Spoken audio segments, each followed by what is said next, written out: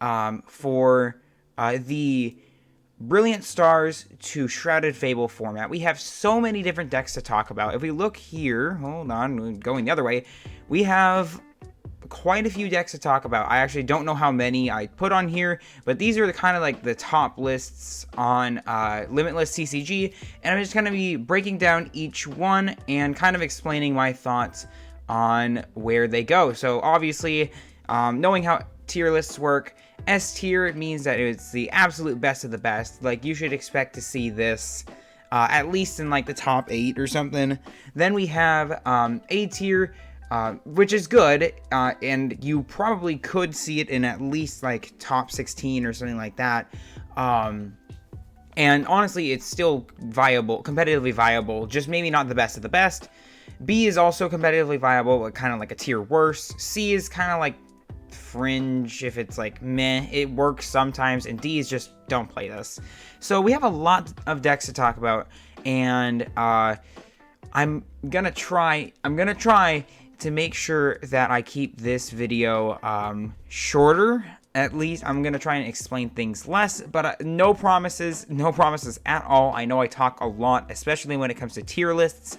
Like my A-Spec tier list video was like 40 something minutes, so, and that was on like what, 20 something A-Specs. So we have a lot of work to do, so let's get started. I think it's just put into a random order, so this is in no particular order. First off, we're starting with Origin Form Dialga VSTAR. This deck was popular like right during Indianapolis. This deck was kind of like everywhere at Indianapolis regionals, and I talked about it a lot when we were like testing for it and stuff. And after the tournament, I said like Dialga was insane. It was very popular online for a little while, and then it kind of just died, and then no one ever saw it again.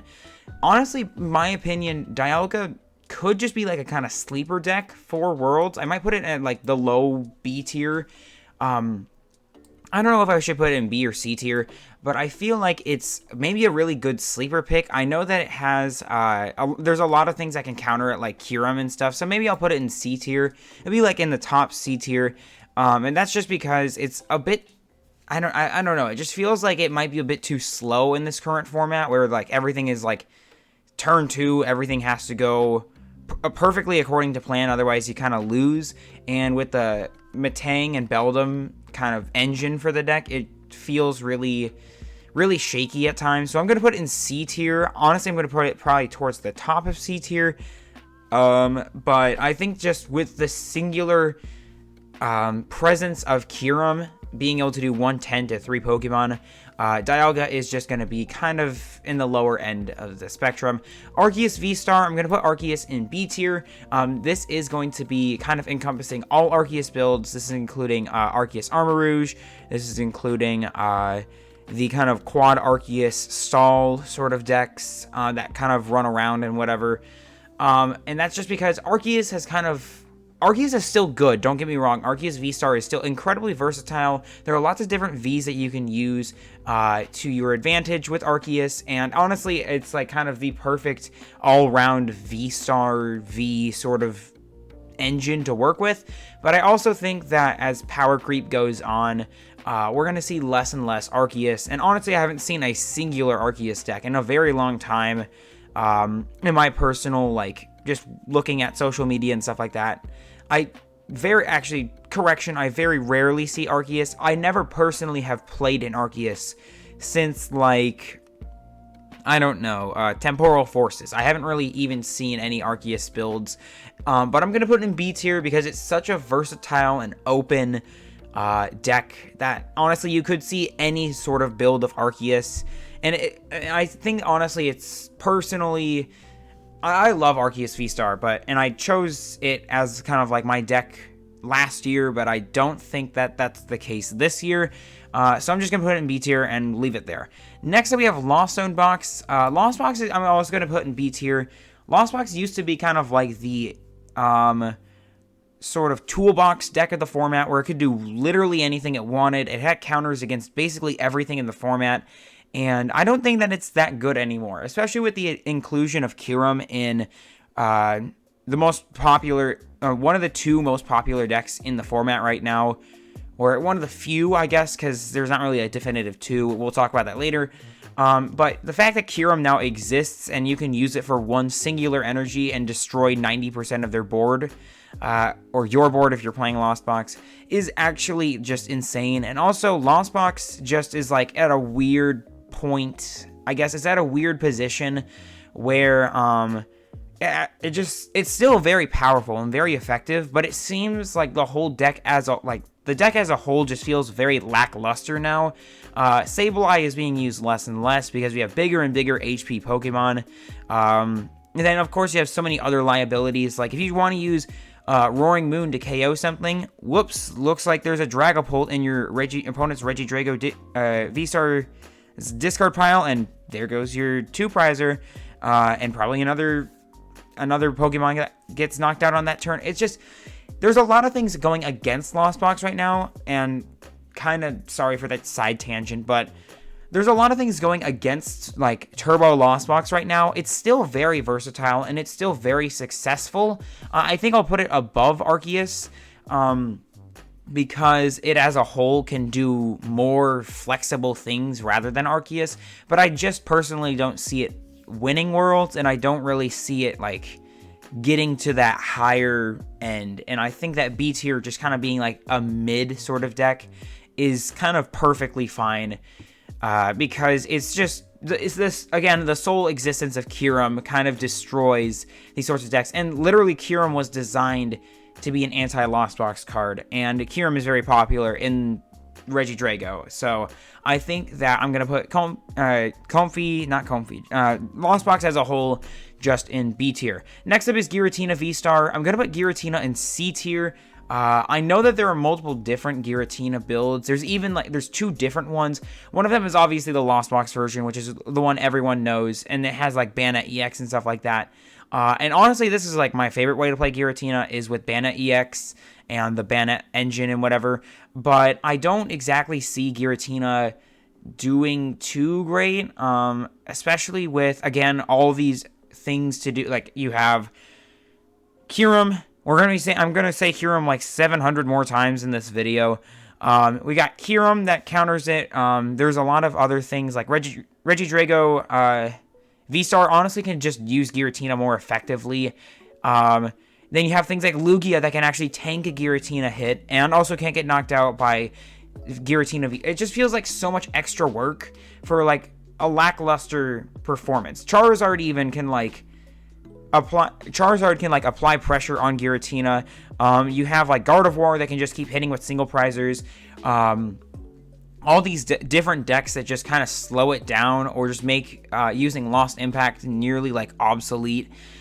So I really don't see Giratina succeeding this year, which is really unfortunate because I do love Giratina. But the other build is like the Teal Mask Ogerpon build that For the Win TCG I think popularized, but I don't really see that ever happening as like a competitive choice, as something that people would want to bring to Worlds of all things. But it's definitely an interesting archetype, and I wouldn't count it out, but I also wouldn't expect to see it get that high. Again, this is just all speculation. This is all the kind of like personal opinion and preference and stuff like that. It's impossible for me to be able to figure out exactly what's going to do well and what's not. But this is kind of just based off my best judgment, based on like what's succeeding right now in the metagame. And yeah, so if any of these decks actually do succeed, then I'm very happy for that deck, and I'm very happy for the person who piloted that deck. But this is kind of just like what I'm thinking right now based on what I've tested against, and kind of just where I feel it's at in the format, knowing the other cards in the format. And that's just kind of an important disclaimer that I should have put at the beginning of the video, but there you go. It's at the end of the fourth deck that we ranked. Goodra, I'm actually going to put Goodra in C tier. I'm actually going to put it above Dialga, and that's just because I have a soft spot for Goodra. No pun intended there, but Goodra has been one of my favorite decks in the game, I think, ever. And that's just because it does a ton of damage. It can reduce damage, which is really good against things like Gardevoir. It's really good against like Charizard. It can prevent KOs from Charizard. Good against Raging Bolt. that sort of stuff. There's like lots of different decks that just do big, dumb damage up front, and Goodra can kind of tank that hit, and then you can use things to like heal it up or do all these different goofy things with it, and you can kind of just sit behind this Goodra and tank, and then you can use things like Blood Moon Ursaluna in the end game, stuff like that. But I honestly don't see it doing better than Giratina, just because it's doing less damage it's doing less damage in exchange for tanking damage, and right now tanking damage is nice, but you also need to be able to get like one hit KOs like consistently. So I'm gonna put Goodra in C tier above Dialga because it's a bit more, again, it's a bit more tanky. You can realistically sit with a Goodra for up to 4 turns potentially, depending on how things go. It may be even more than that, but like realistically, I'm thinking like 4 turns because 1, then you heal, 2, 3, maybe 3 turns is better, but still Goodra is very powerful, but I just don't realistically see it getting to those top tables and stuff like that. Charizard EX. Okay, so real quick, I'm not gonna say I told you so, but I told you so. When I did my last video, Charizard EX, combining both the Pecharunt and the Pecharunt and Mochi build and the Dusknoir build, I was just like, hey, this is a pretty good way to kind of fuse both decks together, create kind of the best of both worlds. And then immediately, like right after I posted that video, people were like, yeah, so Dusknoir Charizard is really lackluster. It's not doing very well, and Pecharunt is actually better. So everyone started kind of migrating towards Pecharunt, and then when I put out my list, I just kind of tweeted my list on Twitter, and there were like 100 or so people who bookmarked it, and it got a lot of traction. I think like 21,000 people saw it at the time of recording this video, and it just really shows that like Charizard's at a weird place right now where people don't know exactly if Pecharunt or Dusknoir is better. But I think I predicted it in my podcast, in the Buddy Buddy podcast, my podcast, like months ago, actually, like a month and a half ago or something like that, where I said that the Pecharunt build would be better. But I'm not exactly sure if it's like definitively better or if it's just people aren't leaking the Charizard sauce because they want to save it for Worlds. And that happens sometimes where people don't exactly want to play the deck that they're bringing to Worlds ahead of time and like show that it succeeds because they don't want to like leak the list, especially if it's like a notable figure. They don't want to like show what they're playing, otherwise everyone's gonna know and everyone's gonna be like, oh, okay, they're gonna play this. This is my deck. This is my like game plan against that deck. So I think that Charizard, personally, it's gonna be an S tier deck. It's gonna be one of the few S tier decks, I think. But I think that just the Pecharunt build, being able to KO things like Regidrago V, Lugia V, Chien-Pao, like literally half the things on this list, they're basic Vs. Charizard can KO it on the first turn, or on the second turn if you went first, which means that your opponent wouldn't have time to react and like set up again. And also, if you're playing the Dusknoir version, you can boost your damage and you can knock other stuff out. It's just really insane. And honestly, in my opinion, again, just putting both of them together just makes the deck so good. To the point where that would have literally been my world's choice, is to play Charizard with both. And I have not lost a lot. I think I've lost literally like 2 times on PTTG Live Ladder, and I've played like a dozen or so games while not recording, and so it's just very good. I'm like really shocked on how good Charizard is, and I personally, as shocking as it sounds, think that it's a sleeper pick for Worlds because everyone is kind of dunking it right now, saying, hey, this is not a good deck, don't play this to Worlds. I say that's meta manipulation. I say that Charizard is actually going to be probably one of, if not the best deck there, and I personally think that Charizard is going to win Worlds, but we still have a lot more to go, so let's kind of continue with that. Pidgeot Control, I'm going to put in A tier, probably going to be like the end of A tier, low A tier, and that's because kind of like the whole control archetype is in a very good meta position right now, with a lot of kind of like the beat stick decks like Charizard, Regidrago, Lugia, Gardevoir being around. They're is a lot of room for Control to kind of like weave and kind of weasel its way into the game to where you can disrupt each and every deck. Charizard, you can use TM de-evolution and de-evolve other Pokemon, especially if it's the Dusknoir build, the rare candies will run out. It does struggle a bit more against the Pecharunt build because Charizard can keep kind of just swapping back into the active spot. But basically, if you play Cornerstone Ogerpon, you're countering 90% of the decks in this format. Like going down the list here, you're at the more like meta builds, you're countering Regidrago VSTAR, you're countering Lugia VSTAR, Miraidon, Gardevoir.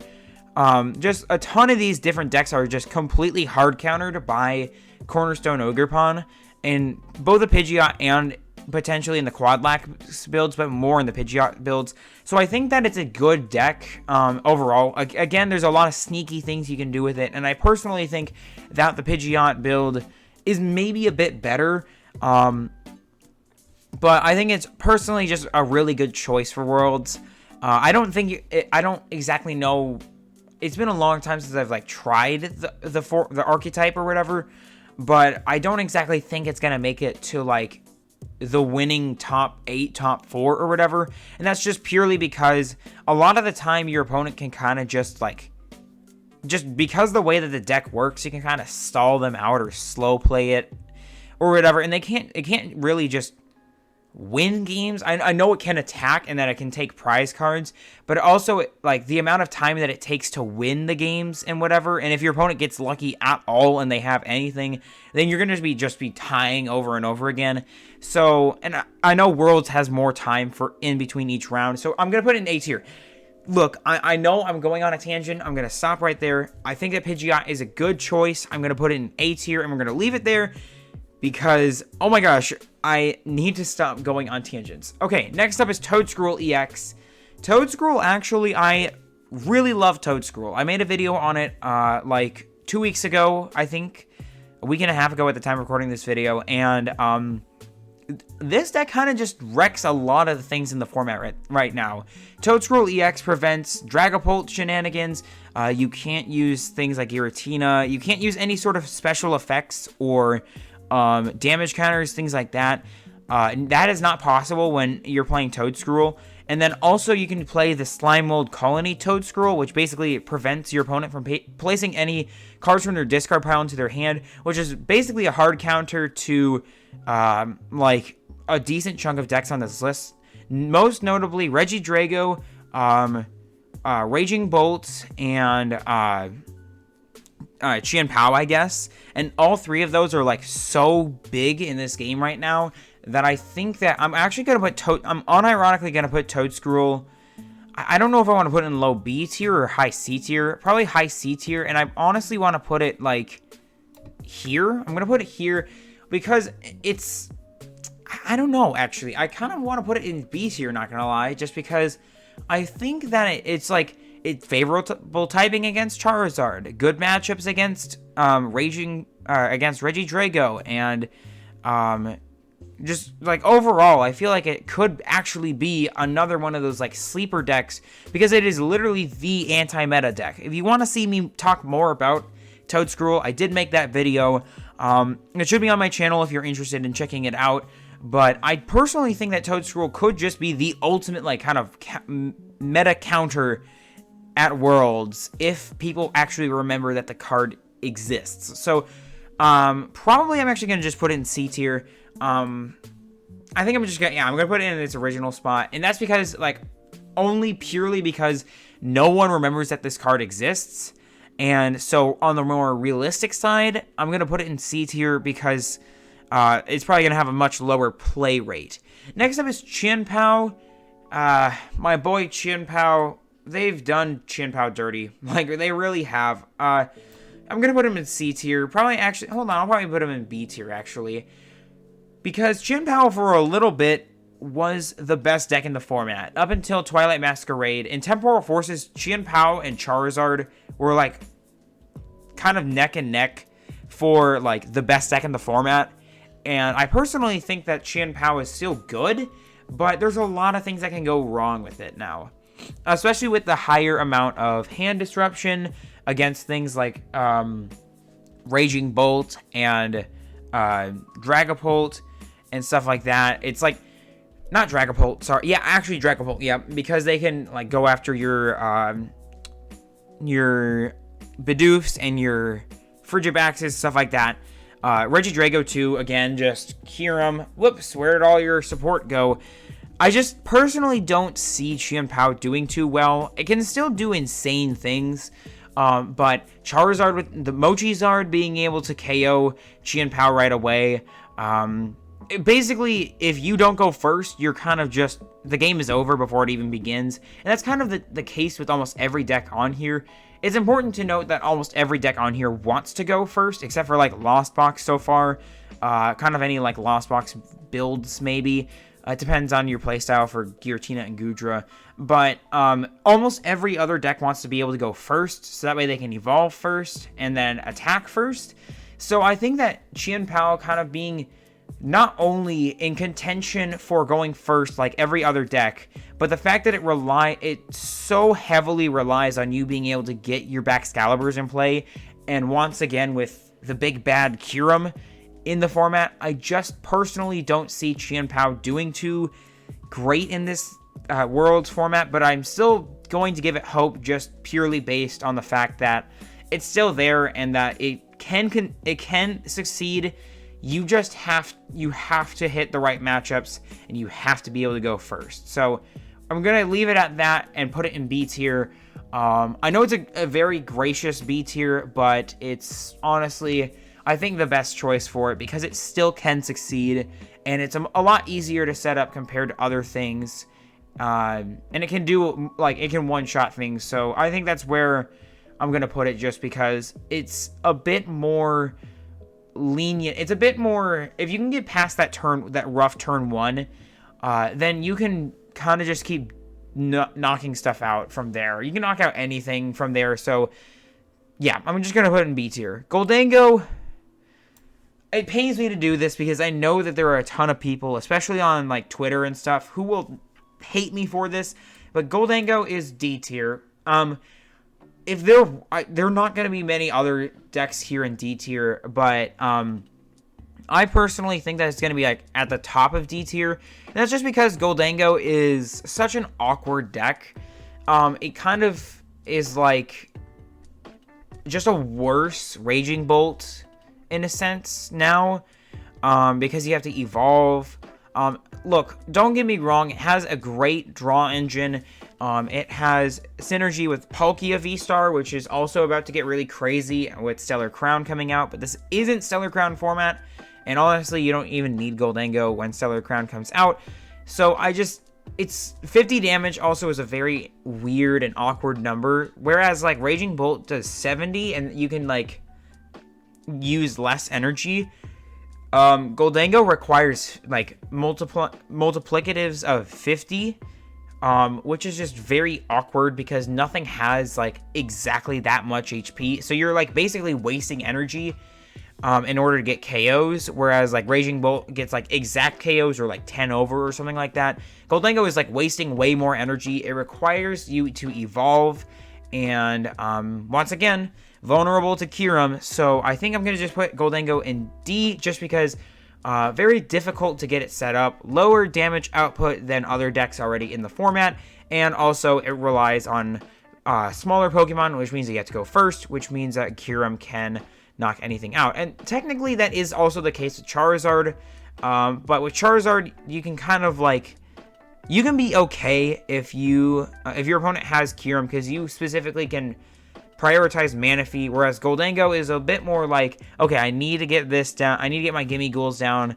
There's like a very set game plan for Gholdengo, and it's just like so linear compared to Charizard, where it can be a bit more flexible depending on your build. Gholdengo is literally like one of the most linear decks in the format, and I just don't see it exactly performing well at Worlds at all. So we're just going to keep it in D tier. Blocklax, I'm honestly going to put Blocklax underneath Pidgeot Control, just because, yes, it's good, but Pidgeot also is kind of, it's like way more versatile and way more flexible. Blocklax can now be countered by Pecharunt for if your opponent's playing Charizard, which I'm I'm thinking, since you can't change your deck on day 2, you're stuck with the same deck the whole time. If people are, a lot of people are going to be playing Charizard, then a lot of people are going to be using. If Petron is the more popular build, they're just going to be switching in every single turn, anyways. And honestly, there's like a lot of decks here where like anything, almost anything can be an attacker. So if your opponent also knows how block lack works as well, they can kind of work around it and stuff like that. Conserve resources, things like that. I think that accompanying flute or whatever it is, that new flute card from Twilight, can be useful, and 0/6 like premonition or something like that, where like your opponent discards it until they have 3, can also be really good. But Pidgeot Control can also do that, and they also can play Snorlax too. So it's like, I don't know, I'm gonna put it in A tier, but I'm just gonna put it lower than Pidgeot because I think Pidgeot's just a bit more versatile. All right, Regidrago VSTAR is also another S tier deck. Regidrago believers, rise up! The time is now to play Regidrago. And that is because after so long, and I know I've talked about this before, after so long, Regidrago is finally a viable deck with the combined power of Teal Mask Ogerpon EX, Dragapult EX, and Kyurem. I've mentioned Kyurem probably a dozen times already in this video, and that's because Kyurem can knock out, it can do 110 damage to 3 of your opponent's Pokemon for 3 energies, and you have to discard those 3 energies, but who cares? That's potentially a game-winning attack right there on the spot. And the synergy with Teal Mask Ogerpon is absolutely insane. The deck can do so many different things, and honestly, it can beat like almost anything on this list with ease so far. I mean, there are other things that we'll talk about, but I think Regidrago is personally an S. I personally think that Regidrago is an S tier deck. I don't exactly know if it's going to be better than Charizard. Right now, if you were to look at online, Regidrago is way better than Charizard. But then again, I also have to say to that people are probably not playing Charizard because they're either figuring out their lists, or B, they already have the lists and they're just trying to keep it a secret.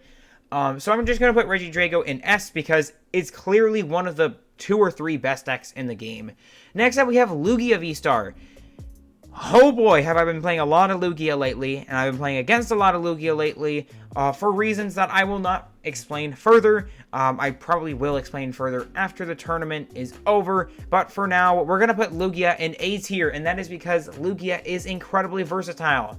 I am actually currently, at the time of recording this video, working on a bigger project related to Lugia. Again, I'll release that probably after Worlds is over. But Lugia VSTAR is in a great meta position right now where it's being incredibly underrated. It just won a late night. I know that, and I may or may not have been involved with that deck that won. But again, we'll come back to that after Worlds is over. But Lugia is in such a great spot right now because its versatility with the Archeops engine and Legacy Energy is absolutely insane. It actually has a favorable Regidrago matchup, which makes a huge difference, and it also can do very well against Charizard. So Lugia, honestly, if I had 3 picks for Worlds right now, it would be Charizard, Regidrago, and Lugia. I think those are the 3 best decks, in my opinion, just based on that. But I also have to remember that this is like, just more realistically speaking, Lugia still has a lot of faults. It relies a lot on RNG.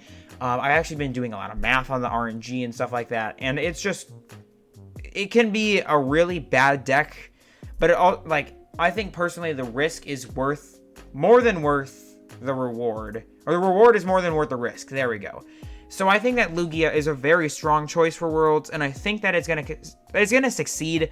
So I'm gonna put it in A tier just because I don't think it's like S tier material like Charizard and Regidrago are, just because of its potential clunkiness and a bit too much reliance on RNG for my liking. For this is S tier. But it's still a very strong deck, and I personally think that it's probably like the 4th most powerful deck on this list. Miraidon EX, I'm going to put Miraidon in high B tier, and that is because Miraidon is really good. It's kind of like had a resurgence and stuff like that. A lot of these decks have had resurgences over time, but Miraidon has kind of just been there, I guess. It can one-shot 220 HP Pokemon like Regidrago V, Teal Mask Ogerpon, stuff like that. It's kind of like your basic Vs, things like that. And it also has a good Lugia matchup. In fact, you basically just insta-win against Lugia. But it kind of struggles against Charizard. Like, it loses really badly to Charizard. And Regidrago can cause a lot of mayhem if it can get set up properly. A lot of these decks can actually kind of cause a lot of problems for Miraidon. And also, again, a reliance on RNG with Electric Generator just makes the deck very awkward at times. I know I keep using the term awkward, but that's kind of like the best way to describe it. So I'm going to put Miraidon in B tier because I think that it's good, but I just don't see it being a better choice than something else on this list. And that's like a thing for a lot of these lists is like, it's a good choice, it's a good deck, but I just don't think it's better than something else on this list. Okay, Gardevoir EX is probably the last of the 3 kind of S tier decks in this format, and that is because the combined power of Monkey Dory EX, even the fact that people are Monkey Dory, single prize, and the fact that people are playing Pheasantipity EX, or considering it, is really good for Gardevoir. It's really come back. I personally have not had the greatest times with Gardevoir. There's a specific video on my channel that I did not have a good time with Gardevoir, but I've since kind of reconciled with the deck. It's really good right now. It requires a lot of thinking, but I know that there are tons of skilled players. Obviously, Worlds is best of the best, so anyone at Worlds most likely can just pick up Gardevoir and play it. Like, hey, this is a great World choice. Let's just play it. But it's really good because you can kind of sit behind single prizers, but I'm putting it at the lowest of this S tier because if your opponent plays Jamming Tower, Lost Vacuum, things like that, then you could be in a lot of trouble, especially with a lot of these decks right now playing Kyurem. You have things like Iron Hands, lots of different things that can kind of just, even Charizard with Dusknoir can knock stuff out. It's just, like, Gardevoir is in a really good spot, but there are a lot of different, like, really niche, weird scenarios that it can get itself in where it can kind of lose just really badly. And also, it is probably the most predictable deck in the entire format. And I'm not joking about that. I think Gardevoir is literally the most predictable deck. Charizard, yeah, Charizard is predictable, but Gardevoir is even more predictable because you kind of know what your opponent has to be able to do in order to succeed. And it's very easy to make reads off of it. And it's also just kind of a very fragile deck, but it's still, like, the power output is worth it being fragile. And it's worth the kind of risk that you take when it comes to tool disruption, removal, stuff like that. So, very good deck. I'm going to put it in S tier because it relies less on RNG than Lugia does. And it just is very strong overall. So, yeah. Next up, we have Future Box. I'm going to put Future Box in C tier. I'm probably going to put it next to... I'm going to put it next to Toedscruel here. And that's because, yeah, Future Box is really good. In my opinion, still, I think that it's very good. Also, being able to take advantage of going second when all your opponents want to go first is really nice. But also, once again, horrible Charizard matchup. Regidrago matchup can be really bad because you're not getting the big numbers that you need. You're kind of relying on all the smaller Pokemon and being able to, like, amp you very much those. And, like, these big V-Star Pokemon and big EX Pokemon kind of prevent you from being able to do that.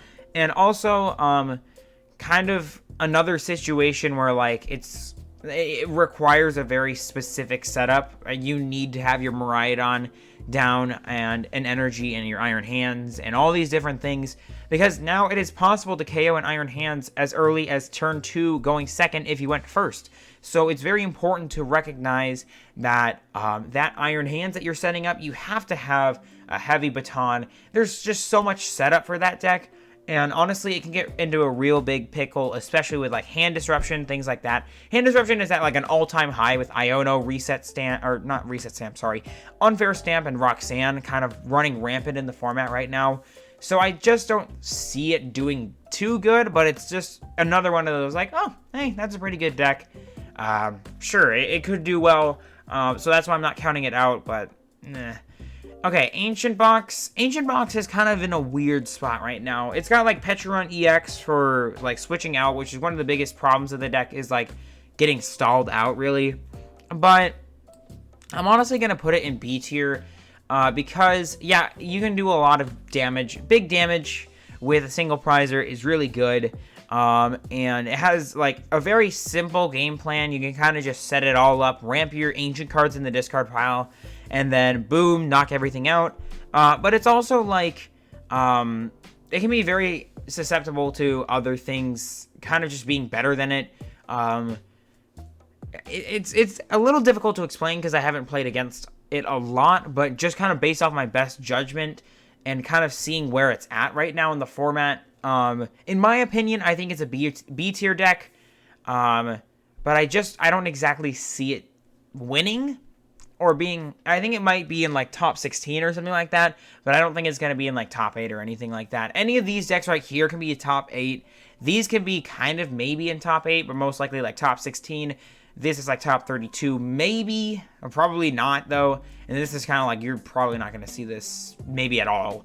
Next we have Raging Bolt. Raging Bolt is actually going to go in A tier. I'm not going to put it above Lugia because Lugia is a bit more versatile than Raging Bolt, but Raging Bolt has a really good matchup against things like Regidrago VSTAR and Lugia, and to an extent, like kind of everything in the format right now. It does have a really awkward and weird Charizard matchup.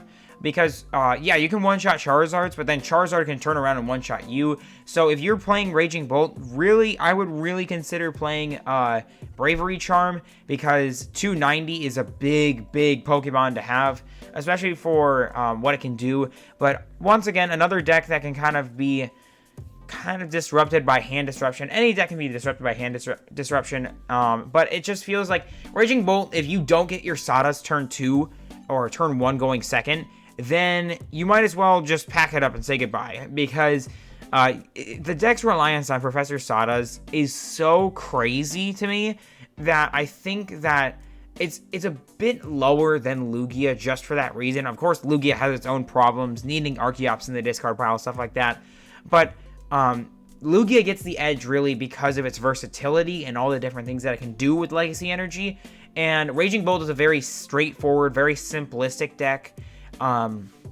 It still can succeed and do very well, and that's why it's like in top A tier here. But I just think that everything above it can just do it better, or it has a better time kind of recovering from hand disruption and stuff like that. Next up, we have Quad Thorns. Now, I did make a video on Quad Thorns recently, and it did very well, so thank you for that. I think I'm going to put Quad Thorns probably actually in B tier. I'm going to put it in like mid B tier. It's kind of like literally a mid deck. And that's because it has a ton of disruption available to it. I might actually even put it above Miraidon, honestly. I'm going to put it above Miraidon here, yeah. Because the disruption is crazy. I'm telling you that this deck can do a lot of different things. But once again, if your opponent plays Canceling Cologne, which I know Regidrago plays Canceling Cologne for Kyurem, it can really backfire, because if you allow your opponent to kind of set up a Charizard, good luck taking that thing out. If your opponent sets up something that has more than 280 HP, you're not looking too good. Very good Lugia matchup. If they do somehow get their Summoning Star off, which they actually shouldn't be able to, if they play Canceling Clone for some crazy reason or whatever, you have a really good Lugia matchup. You have a really good Raging Bolt matchup because they can't use Teal Mask Ogerpon. Any Teal Mask Ogerpon decks are severely brought down. They're tanked by Iron Thorns. But once again, there's so many things, like in the top, you have a really good Gardevoir matchup too. But also you have to remember that like Charizard is going to be probably very popular, and if your opponent has a Charizard setup, all they need is 2 energies, and that's really easy to attach. Of course, there's Crushing Hammer and things like that, but Charizard, if your opponent plays the Dusknoir version, they can actually just KO an Iron Thorns right away, basically. They can also heavily damage another one. So Charizard kind of is like the only thing that's holding this card back, really, in my opinion, just because both builds, not really actually, just the Dusknoir version of Charizard is kind of what's tanking it for me. And if Regidrago or like any of these other decks somehow get set up ahead of time, then it's in a really bad spot, and there's not really much you can do about it. But it's a very good deck. It can lock up so many decks, honestly. It can like completely lock out decks like Lugia and Gardevoir, but it also can lose to like the big bad Charizard and stuff like that. So I'm gonna put it in B tier because it's just literally just mid. Okay, Greninja is actually just worse than Gholdengo. See, I told you. Gholdengo wasn't gonna be the worst one on this list. Greninja is just awful. I feel so bad because I've had a couple friends try this deck out, and they were so hopeful for it, and it just sucks, man. It's not good.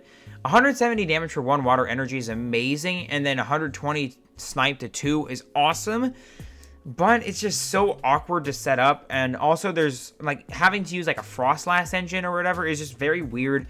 Another deck that's just very awkward in this meta, where it just doesn't feel like it can succeed. Like, the damage output is there, especially since you can spread damage with and snipe and whatever. It just doesn't feel like it's better than anything else on this list, though. So I'm just gonna put it in D tier just because I don't think it's gonna be anywhere. I don't honestly see why you'd want to play Greninja in this point in time. Maybe if there's some sort of synergy card that comes with it later, then we might be in business. But for now, it just is not something I want to play. Last, we have Dragapult EX. Mr. Flop Deck himself. I'm going to put you in C tier. I'm actually going to put... Actually, I'm going to put it in B tier. I'm going to give it the benefit of the doubt. I know that Dragapult has its, like, cult followers and stuff like that. Maybe I'll put it... Yeah, I think this is a good spot for it. I think that this is a good place for Dragapult to be, because it still can succeed. It's just a very fragile, like, it depends on how you play it. If you're playing Neo Upper, which is probably every list now, it's just like a very fragile deck, requiring so many different specific things to get set up. And honestly, Regidrago just does it better. You can just discard a Dragapult and then use Dragapult like that. And you can use other things. And Regidrago is basically just the better version of Dragapult, which is super ironic. So it's just Dragapult as its own deck is not really doing too great right now. It's just really just play Regidrago, honestly. And that's what I had to say about that. But I still have to respect the deck, and I'm gonna put it in like mid B tier. So okay, whew, that's the list. This is kind of just my personal thoughts. This is kind of just speculation, stuff like that. So this is the list. We have so many deck choices this year. And honestly, I could have kept going with the list. But these are kind of the most quote-unquote probable that we were going to see in Worlds. But yeah, that's going to be it for this video. I should have mentioned this at the beginning of this video. But and maybe I will. I don't know if I'll put it in a segment or something. But thank you all so much for 1,000 subscribers. It really means the world to me. I mean, like, it really does mean a lot. This has kind of been like the goal for the channel for such a long time. Has been 1,000 subscribers for like 4 years now. This has kind of been my dream, is getting to 1,000, and we were actually like so far ahead of that too. We're like 40 something subscribers at the time of recording this video, past 1,000, which is just insane. It really means the world to me that there are over 1,000 people who tune into my stuff, and I have like 1,000 people who will watch my stuff, and that really means a lot. It's been a lot of hard work and dedication, so thank you all for 1,000 subscribers. I was thinking maybe doing a more special video, but I realized that Worlds is coming up, and I kind of need to make this video, so that's why I'm making this right now. So again, sorry. Thank you all so much for watching. As always, God bless, have fun. We'll see you out there, and we'll see you next time. Thank you all so much for watching.